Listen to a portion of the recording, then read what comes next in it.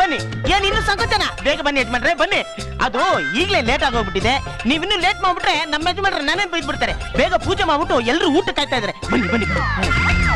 ಅಲ್ಲಿ ನೋಡಿ, ಇಲ್ಲೇ ಕೂತ್ಬಿಟ್ಟವ್ರೆ ಯಜಮಾನ್ರೆ. ಬಂದ್ಬಿಟ್ರು. ಕೆಲ ಇವಾಗ ಟೈಮ್ ಇಲ್ಲ, ಬೇಗ ಕೂತ್ಕೊಳ್ಳಿ. ನಮಸ್ಕಾರ ಆಮೇಲೆ ಮಾಡಿದ್ರ ಆಯ್ತು. ನಾನ್ ನಿನ್ಗೇನು ಹೇಳಿದ್ದೆ? ಅಲ್ಲ ಯಜಮಾನ್ರೆ, 3 ಜನನ ಕರ್ಕೊಂಡ್ ಬಂದಿದ್ರಲ್ಲ. ಎಲ್ಲಿಂದ ಕರ್ಕೊಂಬ ಅಂತ ಹೇಳಿದ್ದೆ? ದೇವಸ್ಥಾನಕ್ಕೆ ಹೋಗಿ 3 ಜನನ ಕರ್ಕೊಂಡ್ ಅಂದ್ರೆ ಕರ್ಕೊಂಡ್ ಬಂದಿದ್ದೀನಿ. ಇವ್ರೇನ್ ಪೂಜೆ ಮಾಡ್ತಾರ, ಮಂತ್ರ ಹೇಳ್ತಾರ?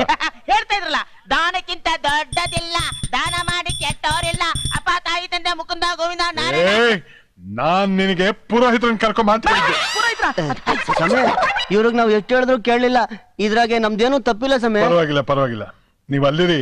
ಆಮೇಲೆ ಊಟ ಹಾಕ್ತಾರೆ, ಊಟ ಮಾಡ್ಕೊಂಡು ಹೋಗಿ. ಏನ್ ನಿನ್ನ ನೀವ್ ಸರಿಯಾಗಿ ಹೇಳಿದ್ರೆ ಕೆಲ್ಸ ನಾವ್ ಸರಿಯಾಗಿ ಮಾಡ್ತೀವಪ್ಪ. ಅಷ್ಟಿಲ್ದ ಹೇಳ್ತಾರ ದೊರೆ ಹೆಂಗೋ ಪ್ರಜೆಗಳು ಹಂಗೆ ಅಂತ. ಅಲ್ಲ, ನೀವ್ ಹೆಂಗೋ ನಾನ್ ಹಂಗೆ ಅಂತ. ಬಾಯ್ ಮುಚ್ಕೊಂಡು ಸುಮ್ನೆ ಕೆಲ್ಸ ಮಾಡೋಗೋ. ಏನ್ ಕೆಲ್ಸ ಮಾಡೋದು? ನಾವ್ ನಿಮ್ಮಿಂದ ಏನ್ ಬಯಸಿದ್ವಿ? ಕೆಲ್ಸ ಮಾಡ್ತಾ ಇಲ್ವಾ? ಹುಲ್ ತಿಂದು ಹಾಲ್ ಕೊಡೋ ಹಂದಿ ತರ. ಹಂದಿ ಅಲ್ವೋ, ಹಸು ಕಣೋ. ಕೋಣ ಅನ್ಕೊಳ್ಳಿ. ಈ ಮನೇಲಿ ಏನ್ ಮಾಡಿದ್ರು ತಪ್ಪಪ್ಪ. ಬನ್ರಿ. ಕೂತ್ಕೊಳ್ಳಿ. ಏನ್ ಸ್ವಾಮಿ, ಇಂತ ಪೆದ್ದನ ಹತ್ರ ಹ್ಯಾಕ್ ಬಾಳ್ತಿರೋ? ಹಾಗಲ್ಲ ಯಜಮಾನ್ರೆ, ನಾಯಿ ಹಸ್ತಿತ್ತು, ರೊಟ್ಟಿನೂ ಹಳಸಿತ್ತು ಅಂತಲ್ಲ. ಹಾಗೆ ದಿನಕ್ 1 ಸಲ ನಾನು ಅವನ್ನ ಬೈದೆ ಹೋದ್ರೆ, ಅವನ್ ನನ್ ಕೈಲಿ ಬೈಸ್ಕೊಳ್ದೆ ಹೋದ್ರೆ ಇಬ್ರಿಗೂ ತಿಂದನ್ನ ಜೀರ್ಣವಾಗಲ್ಲ.